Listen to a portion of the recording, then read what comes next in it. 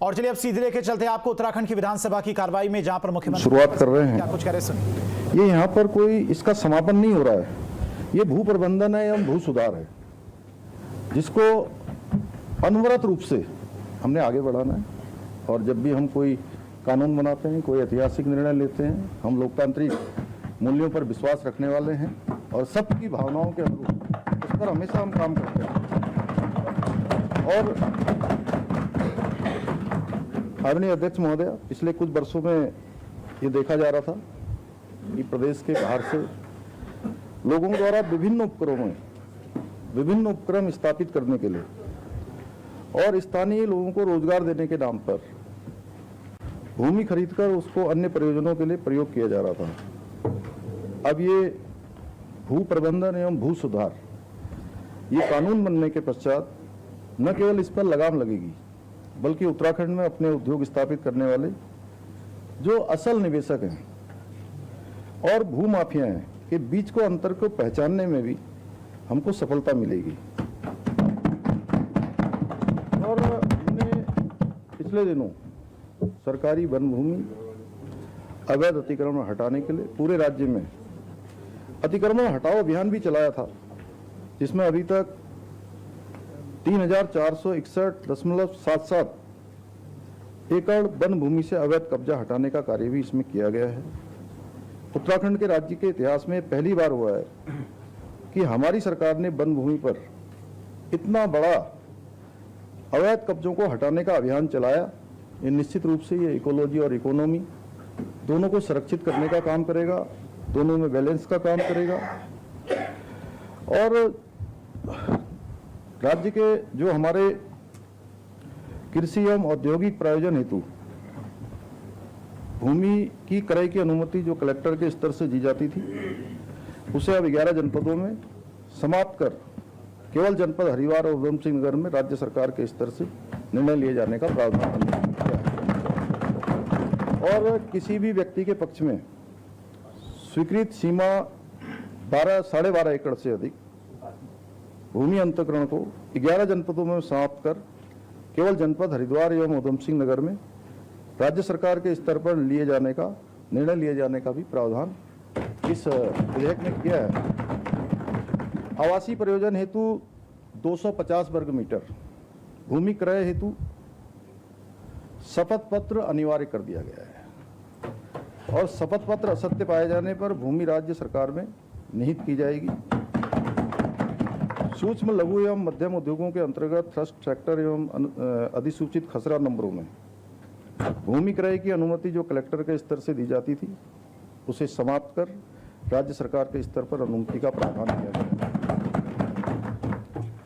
औद्योगिक, चिकित्सा, शिक्षा, सांस्कृतिक, पर्यटन, किफायती आवास, खेल प्रयोजनों हेतु भूमि प्रयोजन के अनुसार भूमि क्रय की सीमा के संबंध में संबंधित प्रशासकीय विभाग द्वारा प्रदान किए जाने वाले भूमि अनिवार्यता प्रमाण पत्र यानी लैंड एसेंशियलिटी सर्टिफिकेट के साथ ही अब भूमि क्रय की अनुमति का प्रावधान किया गया है। मैं विस्तार से थोड़ा बताऊं तो यह है कि पहले बहुत सारे लोग ये कहते थे कि हम बहुत बड़ी इंडस्ट्री लगाएंगे, कोई बहुत बड़ा अस्पताल खोलेंगे, बहुत बड़ा शिक्षा का संस्थान खोलेंगे, लोगों को रोजगार देंगे। लेकिन अनुमानतः बहुत सारे मामलों में बाद में ये मामले आए कि जिस प्रयोजन के लिए उन्होंने भूमि क्रय की थी या जो बताकर भूमि क्रय की थी उस पर उन्होंने उस प्रकार से काम नहीं किया।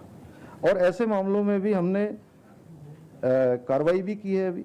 अभी तो भूमि सुधार का अभी कानून आया ही है हमारा, लेकिन ऐसे मामलों में हमने अभी तक उद्योग, शिक्षा, पर्यटन, चिकित्सा, कृषि, औद्योगिकी हेतु कुल 1883 अनुमति शासन और जिलाधिकारी स्तर से दी गई है, जिनमें 2003 से लेकर अब तक 1718.89 हेक्टेयर भूमि अभी सम्मिलित है। इसमें उद्योग, शिक्षा, पर्यटन, चिकित्सा, कृषि, औद्योगिकी और आवासीय प्रयोजनों हेतु क्रय की भूमि में से कुल 599 मामले इस भूमि जो कानून था उसके उल्लंघन के पाए गए, जिसमें 572 मामलों में न्यायालय में बाद दायर किए गए हैं। उल्लंघन होने पर कुल 9.47 हेक्टेयर भूमि राज्य सरकार में अभी तक निहित भी की गई, जिसमें चमोली जिले में कुल 8 अनुमतियां दी गई थी, जिसमें उल्लंघन 4 पाए गए थे, जिसमें उसके सापेक्ष 3 पर बाद किया गया है। चंपावत में 3 मामले ऐसे थे अनुमति के, यहाँ कोई बात नहीं है। अल्मोड़ा में 111 मामले थे, अनुमतियां दी गई थी, जिसमें से उल्लंघन की संख्या 40 थी, जिसमें 3 को निस्तारित कर दिया गया, 31 बाद न्यायालय में है। बागेश्वर में 22 अनुमतियां दी गई हैं, जिसमें से 16 उल्लंघन के मामले पाए गए हैं, जिसमें 16 में ही न्यायालय में बाद है और एक का निस्तारण कर दिया गया है। पिथौरागढ़ में 2 मामले थे, दोनों में से कोई उल्लंघन नहीं पाया गया। पौड़ी गढ़वाल में 78 मामलों में से 67 मामलों में उल्लंघन के पाए गए हैं, जिसमें से 59 पर बाद दायर हुआ है और 8 को निस्तारित कर दिया गया है। रुद्रप्रयाग में 4 अनुमतियां दी गई हैं, चारों में कोई उल्लंघन का मामला नहीं पाया गया। उत्तरकाशी में 9 अनुमतियां दी गई हैं,